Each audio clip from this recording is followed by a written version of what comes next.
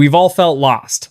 But what happens when the people supposed to anchor you to this world simply vanish? For 18 years, Arthur Pendleton believed he was an unwanted ghost, left behind at a roadside diner in Oregon with nothing but a half-eaten grilled cheese and a worn corduroy jacket. He spent nearly 2 decades surviving a brutal foster system, convinced his existence was a mistake.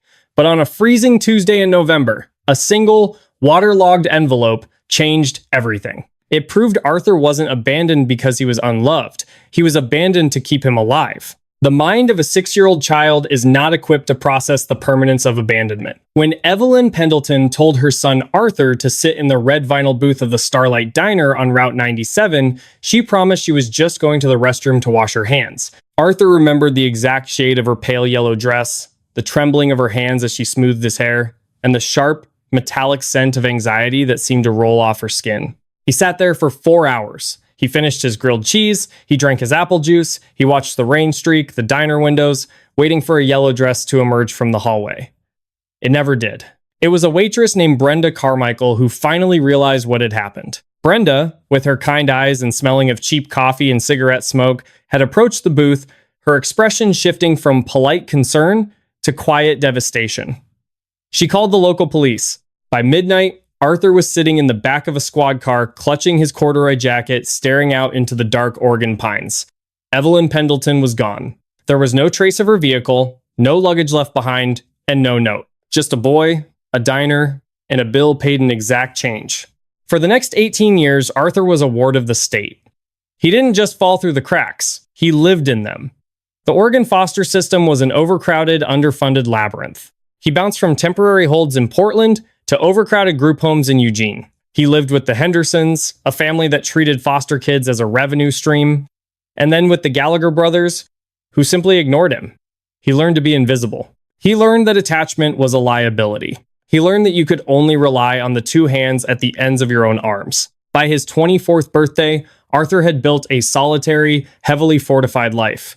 He lived in a cramped, drafty Airstream trailer on the outskirts of Bend, Oregon. He worked as a mechanic at O'Leary's Auto Repair, a greasy, cinder-block garage where the owner, an aging Irishman named Thomas O'Leary, asked no questions and paid in cash. Arthur was good with machines. Engines made sense. When something was broken in a 1998 Ford truck, you could trace the problem to a cracked manifold or a blown gasket. There was a reason for the failure. Humans weren't like that. Humans just broke, and they broke the people around them. Arthur had nothing left of his past. The police had closed the missing persons case on his mother a decade ago. His father had never been in the picture. He had no inheritance, no family heirlooms, no photographs. He was a man with no history, floating through the present, until the letter arrived. It was a Tuesday in late November.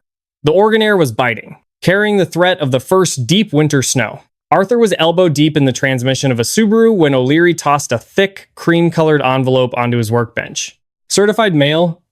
Kid? O'Leary grunted, wiping his hands on a rag. Had to sign for it. Arthur wiped the grease from his brow, leaving a dark smudge across his forehead. He stared at the envelope. The return address read, Fisk and Associates, Legal Counsel, Portland, OR.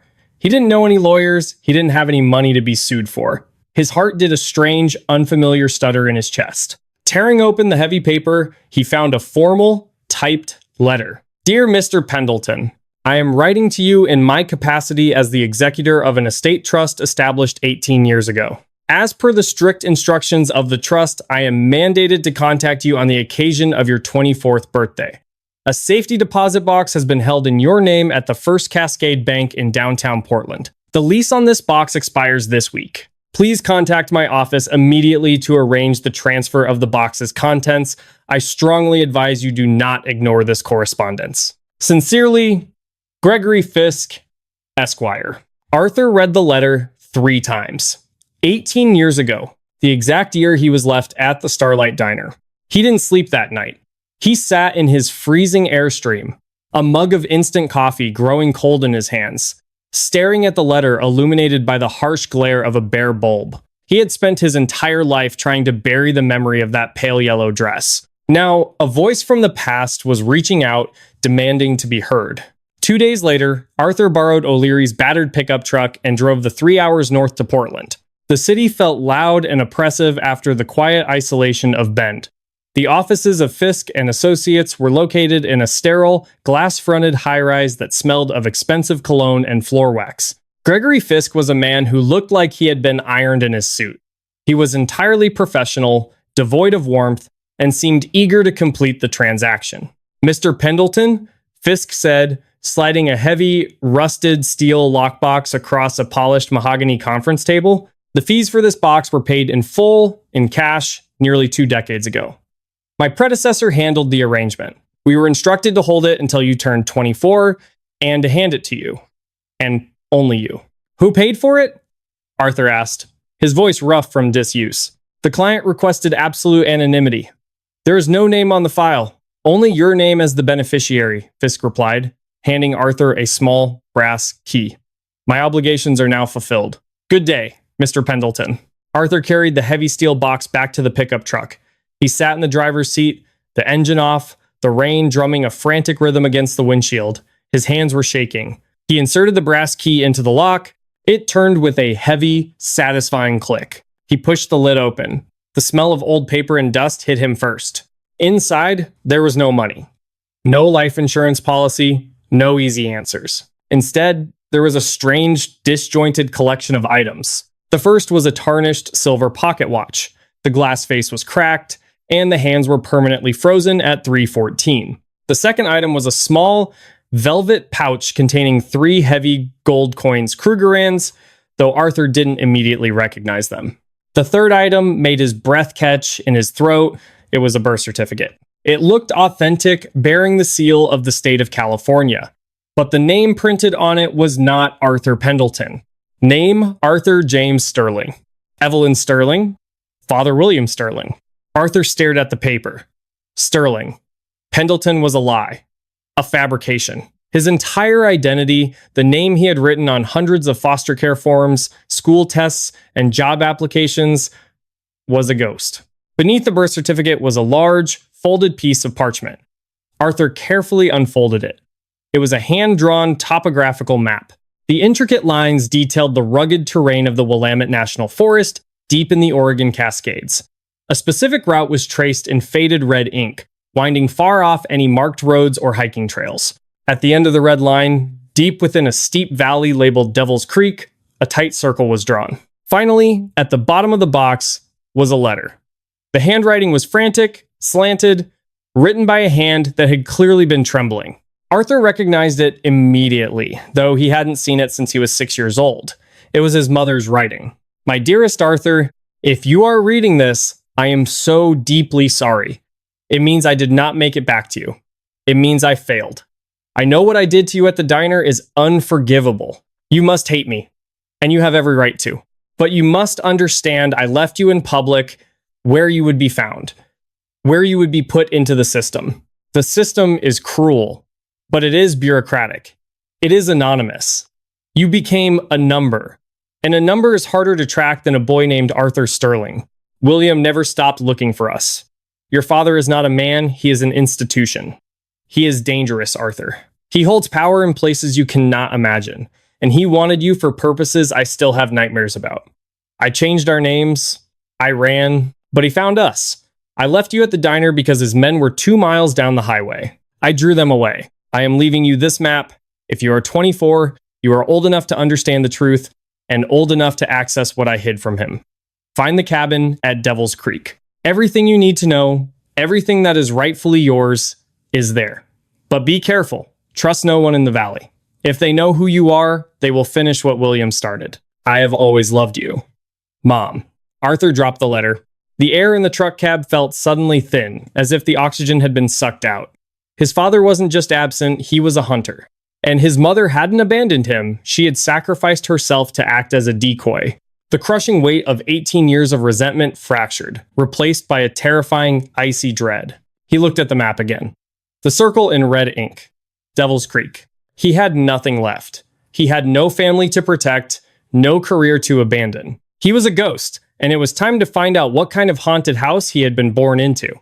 He started the engine of the truck and turned south toward the mountains.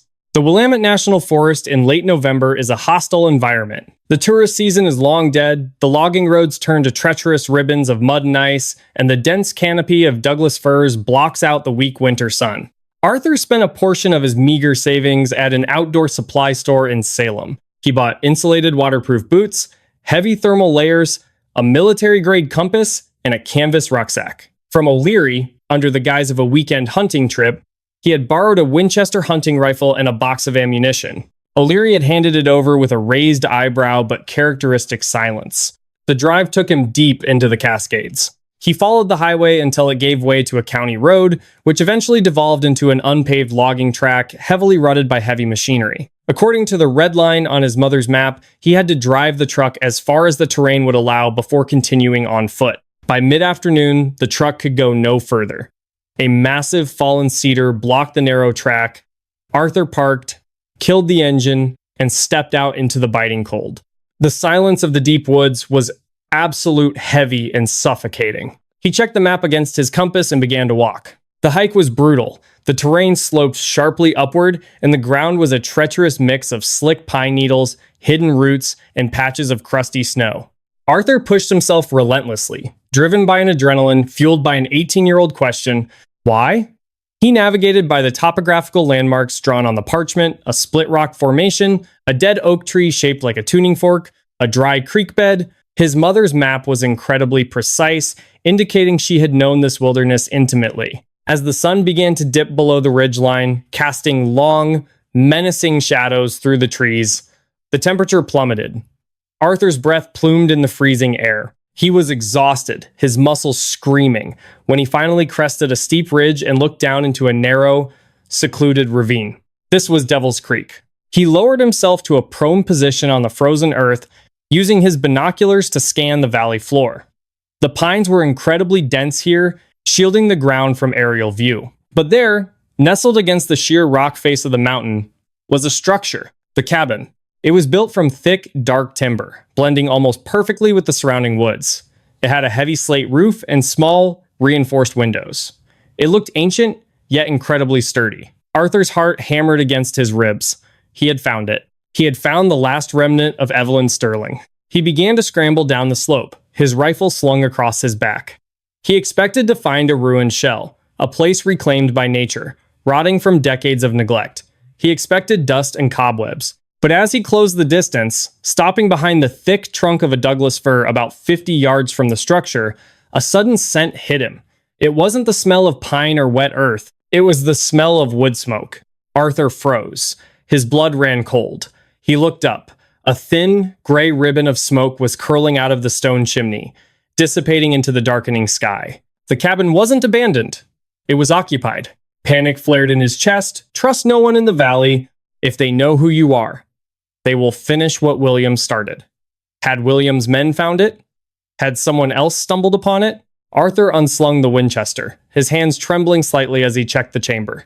He moved with agonizing slowness, placing each foot carefully to avoid snapping twigs. He flanked the cabin, approaching from the rear, keeping out of sight of the windows.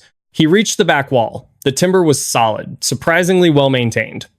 There was no moss, no rot. Someone was taking meticulous care of this place. He crept toward a side window. The glass was thick, almost opaque with grime on the outside, but a faint, artificial light glowed from within. Not a lantern or a fire. It looked like the harsh, blue glow of electronics. Arthur raised himself just enough to peer over the sill. He wiped a small patch of grime away with his thumb and squinted into the interior. What he saw defied all logic. The cabin was not a rustic hideaway. The interior was a high-tech nerve center. The walls were lined with heavy server racks, humming quietly. In the center of the room sat a massive desk covered in multiple computer monitors, and on those monitors were live video feeds. Arthur's breath fogged the glass. He stared at the screens, trying to comprehend what he was seeing. One monitor showed a grainy, black and white feed of O'Leary's auto repair. Another showed the exterior of his cramped Airstream trailer in Bend. A third feed displayed an intersection in Portland, right outside Fiska's law office. Someone was watching him. Someone had always been watching him. Suddenly, a door on the far side of the cabin interior opened. A figure stepped into the blue light of the monitors. Arthur held his breath, gripping the rifle tight. It was an older man. He wore a thick flannel shirt and worn jeans. His hair was heavily salted with gray, and his face was lined with the harsh weathering of a life lived outdoors. But as the man turned to face the monitors, the blue light illuminated his features perfectly. Arthur felt his knees go weak. The rifle nearly slipped from his grasp. The man in the cabin didn't look like a stranger. He didn't look like an assassin sent by a shadowy father. He looked exactly like Arthur. He had the same jawline, the same deep-set eyes, the same slight crook in his nose.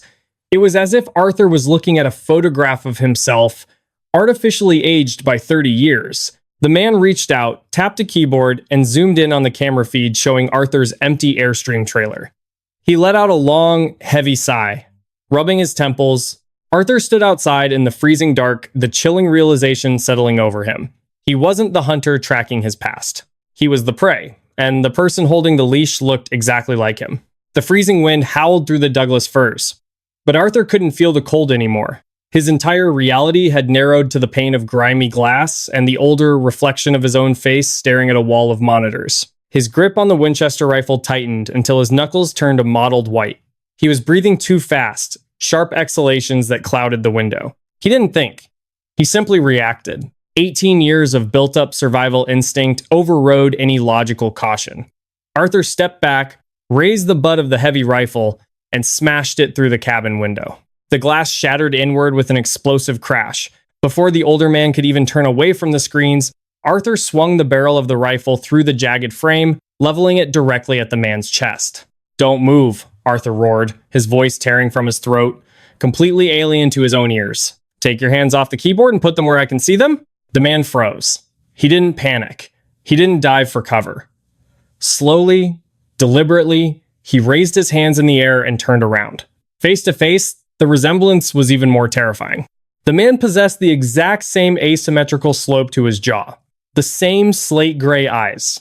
"Arthur," the man said. His voice was gravelly, carrying a weary resignation. "You shouldn't have come here." "Who the hell are you?" Arthur demanded, kicking the side door open and stepping into the warmth of the cabin, the rifle unwavering.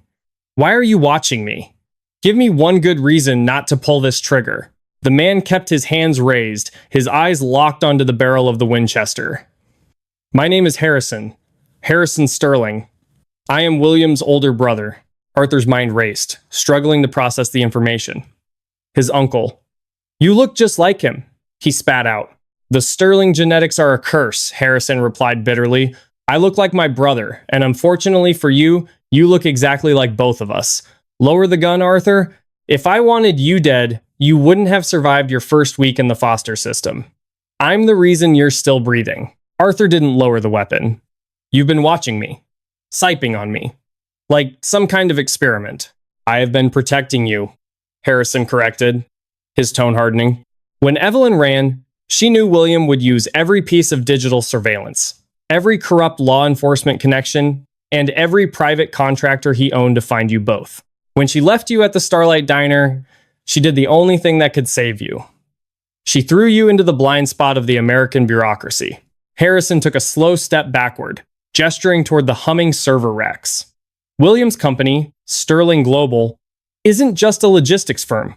It's a private intelligence and munitions syndicate. He sells information and weapons to people who make cartels look like Boy Scouts. When Evelyn discovered what he was doing, she stole his primary ledger, she hid it, took you, and ran. Arthur felt a sickening weight settle in his stomach. The diner. The yellow dress. Where is she? Where is my mother? Harrison's slate-gray eyes softened, carrying a profound sorrow that mirrored the grief Arthur had carried his whole life. "She didn't abandon you, Arthur. Her car was found 2 miles down Route 97, crashed into a ravine. William's men ran her off the road, they took her. She never gave up the location of the ledger, and she never told them she left you at the diner. She died making sure William thought you were in the car with her and had washed away in the river below." The Winchester finally lowered, the heavy barrel dipping toward the floorboards. Arthur felt the strength leave his legs. He leaned heavily against the wooden doorframe, his mind fracturing. His mother hadn't walked away from him. She had driven away a hit squad. She had traded her life for his anonymity in an Oregon diner. "I found out what William did months later," Harrison continued softly. "I broke ties with the family.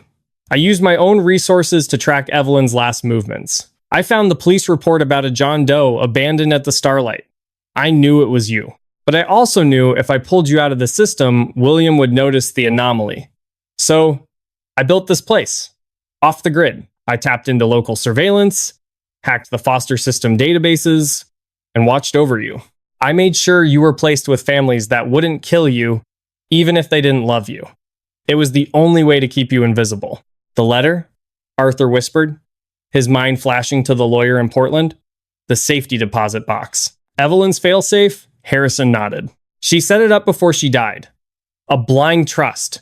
Time to open when you were old enough to understand, old enough to defend yourself. I didn't know the exact date it would trigger, only that it existed. Harrison looked back at the monitors, which were still displaying the quiet exterior of O'Leary's auto repair. She wanted you to find this cabin. She wanted you to find the ledger. Arthur stepped fully into the room, the heat of the servers washing over him. Where is it? Harrison walked over to the largest server rack in the corner of the room. He bypassed the complex wiring and reached behind the heavy metal casing, pulling out a small, heavy black hard drive. It's right here. The Goliath ledger. It contains every offshore account, every bribe, every illegal arms shipment William ever authorized. It's the bullet that can kill his empire. Arthur stared at the small black box. This was his inheritance. Not money, not a family home, but a weapon. And a target painted squarely on his back. For an hour, the cabin was silent except for the low, rhythmic hum of the cooling fans. Harrison brewed a pot of incredibly strong, bitter coffee on a small camping stove. Arthur sat at the desk, staring blankly at the monitors, a steaming mug in his hands. He was Arthur Sterling, heir to a blood-soaked empire, the son of a monster and a martyr. So what do we do with it? Arthur asked, breaking the silence. He gestured to the hard drive sitting innocuously on the wooden desk. Take it to the police? The FBI? William owns half the people in those agencies, Harrison replied, taking a sip of his coffee. Handing it to law enforcement is a coin toss. It might land on the desk of an honest agent, or it might land on the desk of someone on William's payroll. If it's the latter, we're dead within 24 hours. Then we leak it, Arthur said, the mechanic in him looking for the most efficient way to dismantle a broken machine. Give it to the press. Dump it online. Make it so public he can't bury it. Harrison nodded slowly. That was my plan. I've spent the last decade building a secure, decentralized network from this cabin. Once we plug that drive in and run the decryption key Evelyn hid in the safety deposit box, the data will instantly mirror to 100 servers across the globe. William won't be able to scrub it. Then let's do it, Arthur said, a sudden, fierce anger igniting in his chest. Let's burn him down! Harrison reached for the hard drive. Give me the pocket watch from the box. Arthur dug into his canvas rucksack, pulling out the tarnished silver pocket watch with the cracked face frozen at 3:14. He handed it to his uncle. Harrison pried the back casing off the watch with a small screwdriver. Tucked inside, hidden behind the gears, was a microscopic SD card. Evelyn always was brilliant, Harrison muttered, slotting the tiny card into a specialized reader on his desk. Arthur watched as a complex decryption program bloomed across the center monitor. Lines of code began to waterfall down the screen. Decrypting Goliath protocol. Estimated time to completion, 45 minutes.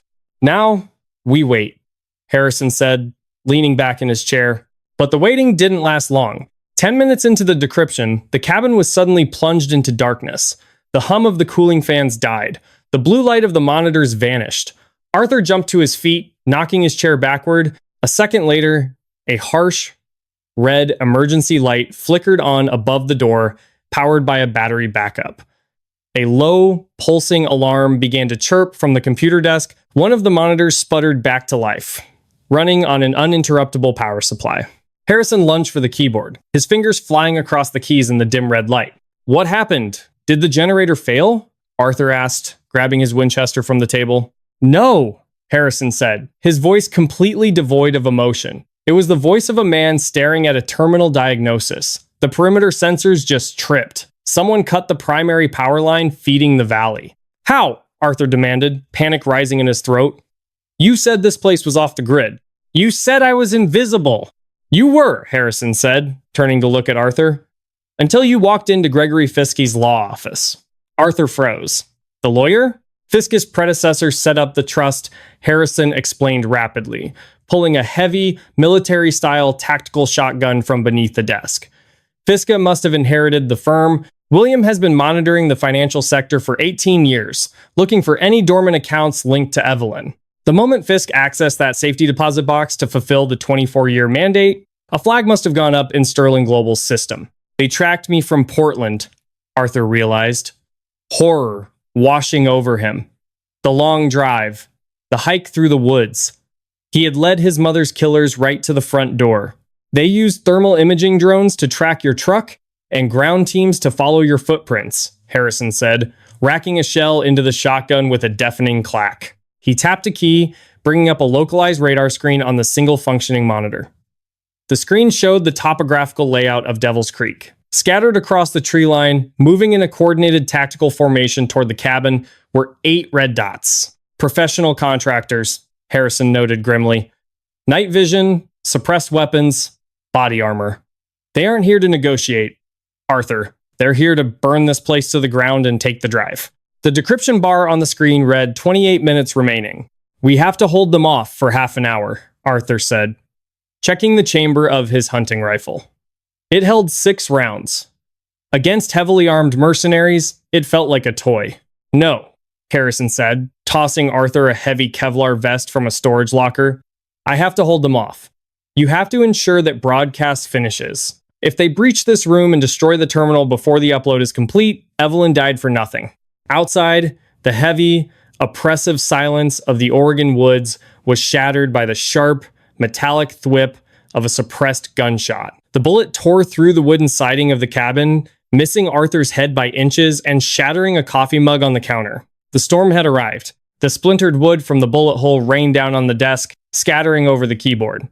Arthur hit the floorboards instantly, his mechanic's instinct screaming at him to find cover beneath the heavy oak. Beside him, Harrison remained crouched but mobile, his eyes locked on the single, battery-powered radar screen. They have thermal scopes, Harrison growled, moving away from the exterior walls and toward the reinforced center of the room where the server racks provided thick, metallic cover. Stay low. The timber is thick, but armor-piercing rounds will chew right through it. 26 minutes remaining.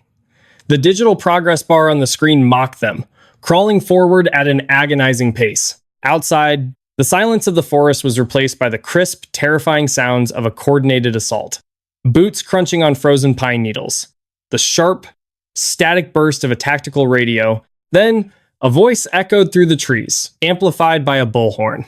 Harrison Sterling, this is Donovan. You know why we are here, and you know how this ends.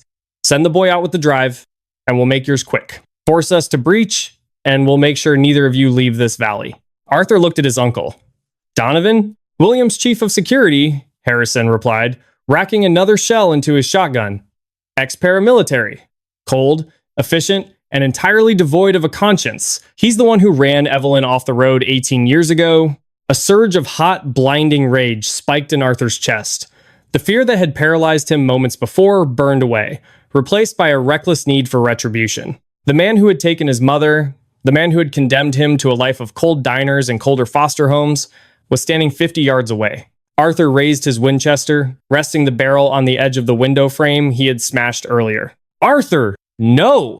Harrison hissed, but Arthur had already seen a heat signature shifting behind a thick oak tree.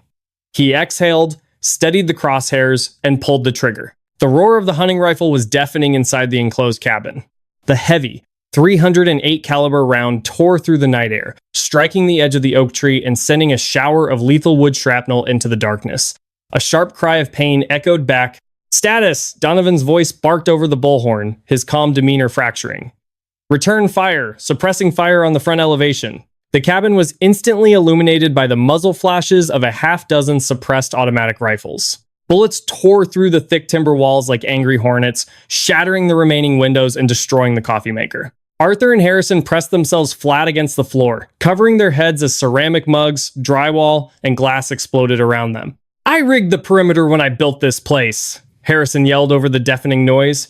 He reached up, blindly slamming his hand down on a large, red physical switch wired to the desk. Outside, a series of concussive booms shook the earth. Blinding flashes of magnesium white light erupted from the tree canopy, followed immediately by a high-frequency sonic deterrent designed to drive away bears, now cranked to a pitch that shattered human equilibrium. The incoming gunfire ceased instantly, replaced by the shouts of disoriented mercenaries.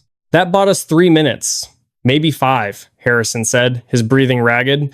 He checked the monitor. 18 minutes remaining. "We're not going to make it," Arthur said, his voice trembling as the reality of the mathematics set in. "They're going to breach the door before that bar hits 100%. Then we make sure they can't stop the upload even if they get inside," Harrison said. He pulled a heavy metal toolbox from beneath the desk. "You're a mechanic, Arthur. Look at this." He pointed to a thick, black, fiber optic cable running from the primary server rack to an external conduit buried in the floor. "This is the uplink. If Donovan breaches, his first move will be to shoot the servers or sever this line. I need you to splice a bypass. Run a secondary line from the backup terminal directly into the floor conduit. If they destroy the main rack, the ghost terminal keeps pushing the data." Arthur didn't hesitate. He grabbed wire strippers and a spool of spare fiber cable from the toolbox. His hands, usually covered in motor oil and grease, were surprisingly steady. This was a language he understood.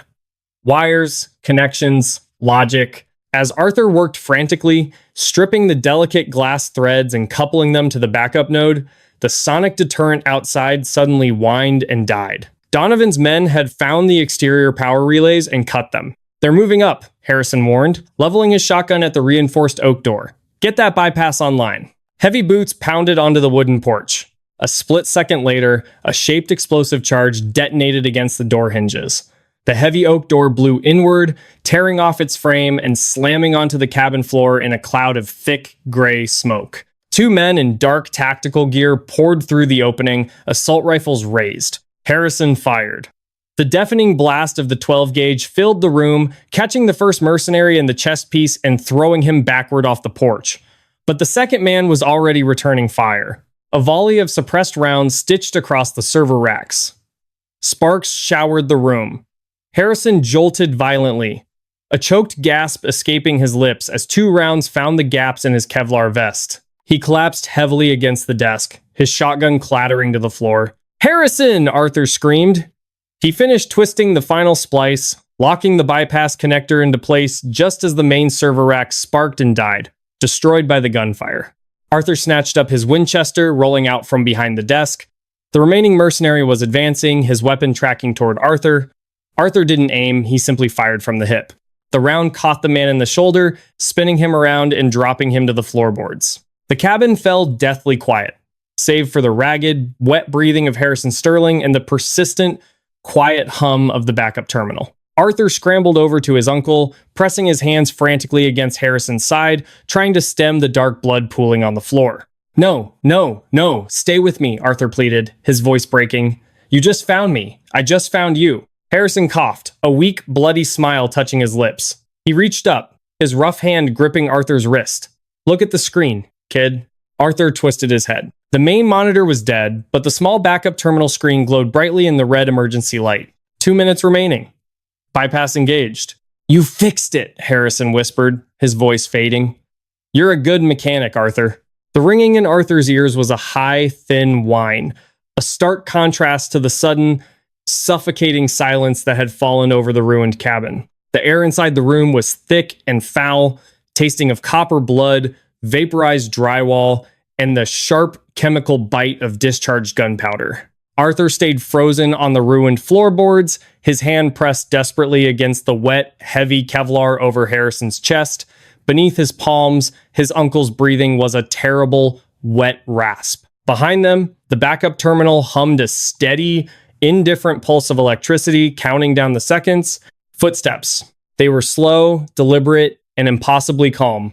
The crunch of shattered glass and splintered oak ground under the heavy tread of tactical boots. Through the lingering smoke in the blasted doorway stepped a man who looked entirely out of place in the brutalized woodland cabin. He wore a dark, tailored tactical overcoat, unmarked and pristine, save for a light dusting of fresh snow on his shoulders. His face was a mask of sharp angles, his eyes the pale, flat color of a frozen lake. He held a suppressed Sig Sauer pistol with the casual, terrifying grace of a man who used it as easily as a pen.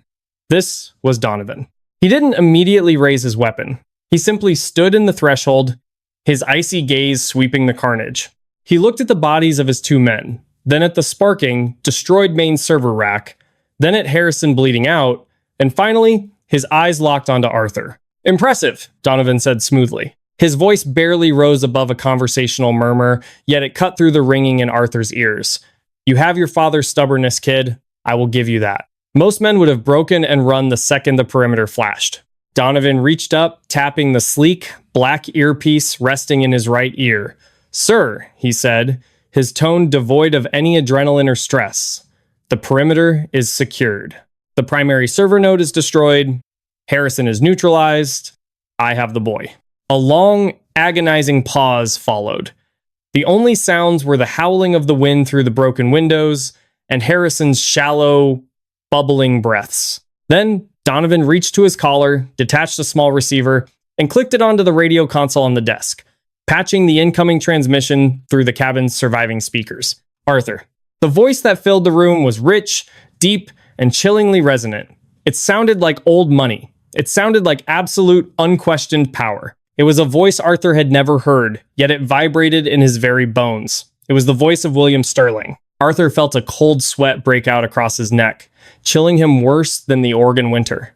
For 18 years, he had been running from a phantom. He had imagined a monster hiding in the shadows of his lonely childhood. Now, the monster was speaking directly to him. "You have caused quite a mess, my boy," William's voice echoed, carrying a tone of weary disappointment, as if Arthur had merely tracked mud onto an expensive rug. "Your mother was a hysterical fool, and it seems my brother was no better, filling your head with cinematic delusions. All this theatrics, this bloodshed, over a ledger that belongs strictly to me. You don't understand the world you are trying to break, Arthur." Arthur stared at the small, glowing monitor of the backup terminal. 1 minute, 15 seconds remaining. "Tell Donovan to shut down whatever pathetic secondary system Harrison is running," William commanded smoothly. "Step outside, get in the transport, and you will be brought home. You are a Sterling. You are my flesh and blood. It is time you stopped playing the victim in the mud and acted like the heir you were born to be." Arthur looked down at Harrison. His uncle's slate-gray eyes that mirrored his own, were fluttering, the life draining out of him onto the cold floorboards. He thought about the yellow dress disappearing down the hallway of the Starlight Diner. He thought about the freezing nights in his Airstream trailer, the bruised ribs from foster brothers, the profound, hollow ache of believing he was unwanted garbage. He thought about the sheer, unadulterated arrogance of the man on the radio, a man who believed he could buy, break, or bury anything in his path, including human lives. "I'm not a Sterling," Arthur said. His voice was raw, scratching his throat, but it was surprisingly steady. It was loud enough for the radio microphone on the desk to pick it up. "My name is Arthur Pendleton. I fix broken things." "And your machine is broken, William," Donovan sighed, a small, irritated sound. He finally raised his pistol, leveling the suppressor directly at the space between Arthur's eyes. A poetic final sentiment. "But a shame. Shut down the terminal, kid. Now, or I put a hollow point in your brain and pull the plug myself." "You can't," Arthur said. He didn't flinch. He didn't move toward the keyboard. He remained seated on the floor, his right hand resting out of sight beneath the heavy folds of Harrison's bloody coat. Donovan narrowed his pale eyes. "Excuse me?" "I'm a mechanic," Arthur said, his mind racing, piecing together a desperate, fabricated logic. "I didn't just splice a bypass for the data stream. I rigged a physical deadman switch to the fiber optic uplink buried in the floor conduit. You shoot me, my hand spasms, I drop this detonator I pulled from Harrison's flashbangs, and the conduit blows." Arthur shifted slightly, pulling his hand back just enough to reveal a tangle of exposed copper wire and a small, cylindrical piece of metal he had scavenged from the destroyed server casing. In the dim, red emergency light, it looked lethal enough. "The data is already in the buffer," Arthur lied, his voice hardening with absolute conviction. "If you sever the physical connection now, the failsafe triggers, and the upload bypasses the timer. It finishes the exact millisecond the hardware is destroyed." Donovan hesitated. His eyes flicked from Arthur's face to the rigged wires, analyzing the setup. It was a massive, calculated risk. If Donovan called the bluff, Arthur was dead, and the upload would be stopped with a simple keystroke. But Donovan was a mercenary, not a loyal soldier. He was a creature of calculated odds and risk assessment. He paused, his finger resting lightly on the trigger, weighing the boy's desperate eyes against the technical possibility of failure. 45 seconds remaining. Kill him, Donovan! William's voice roared over the radio. The polished, aristocratic veneer had completely shattered, replaced by raw, guttural panic. Shoot him! Smash the drive! Do not let that progress bar finish! 30 seconds. Donovan didn't shoot. He kept the gun leveled, his mind working furiously. If you're bluffing, kid, you're gonna die for nothing, he whispered. I have nothing left to lose, Arthur replied evenly. Do you? 15 seconds. Donovan, I will ruin you, William shrieked through the static. I will hunt you to the ends of the earth. Pull the trigger. 10 seconds. Arthur held his breath. He stared down the black abyss of the gun barrel, refusing to blink, refusing to look away. He gripped the useless piece of metal in his hand so tightly his fingernails dug into his palm. Wu, si, san. A sharp, piercing, beautifully melodic chime echoed from the backup terminal. The small screen flashed a brilliant, blinding, luminescent green, casting a sickly glow over the bloody room. Upload complete. Protocol Goliath executed. Decryption key accepted. Data successfully mirrored to 4,218 global servers.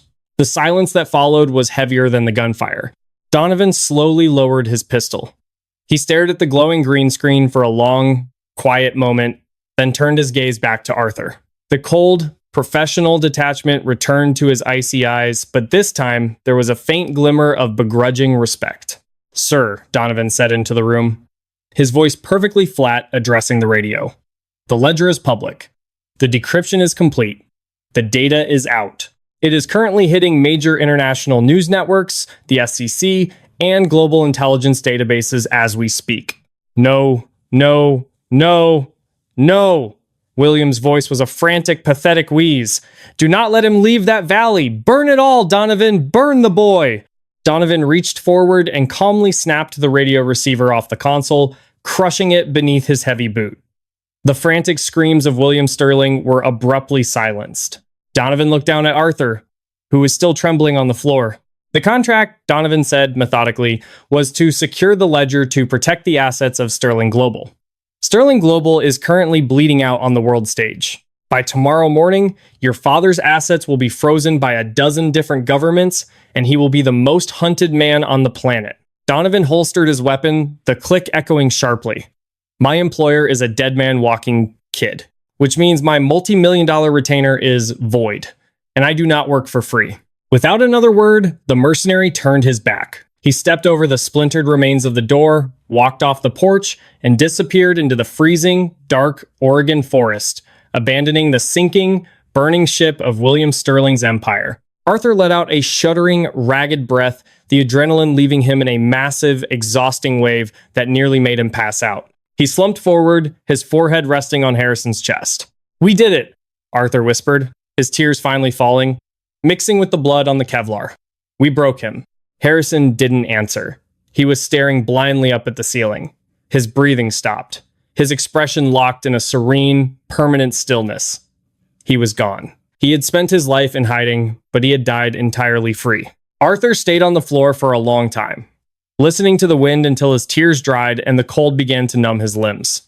Slowly, painfully, he forced himself to stand. He moved with absolute purpose. He grabbed his canvas rucksack. He gently reached into Harrison's pocket and retrieved the empty brass key, and then he picked up the tarnished silver pocket watch from the desk. He walked over to the backup terminal, unplugged the small, black hard drive, laid it on the floorboards, and smashed it repeatedly with the heavy iron butt of his Winchester rifle. He didn't stop until the drive was nothing but plastic dust and bent metal shards. The physical evidence was gone. The truth was out in the ether, decentralized and utterly untouchable. Before leaving, Arthur moved to the storage closet at the back of the cabin.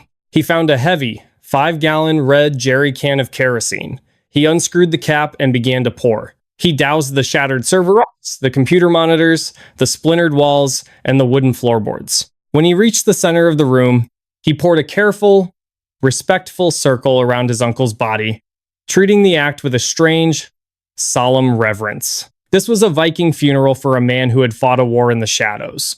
Arthur stepped out onto the snowy porch, He struck a single wooden match against the siding, watched the flame eat the wood for a second, and tossed it through the doorway.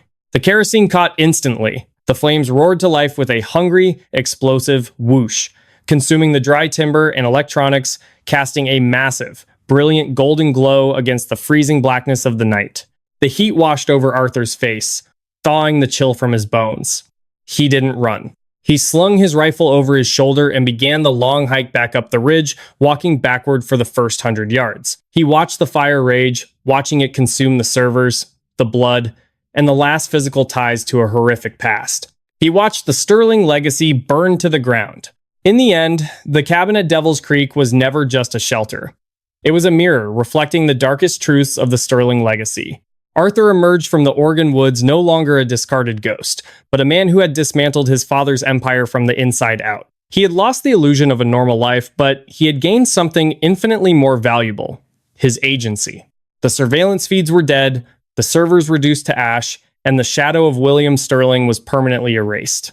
Standing by the Pacific coast months later, breathing in the cold, salt air, Arthur finally threw the rusted lockbox into the churning waves. He was no longer Arthur Pendleton, the abandoned boy, nor was he Arthur Sterling, the hunted heir. He was simply Arthur finally free to build a life where the only person writing his history was himself.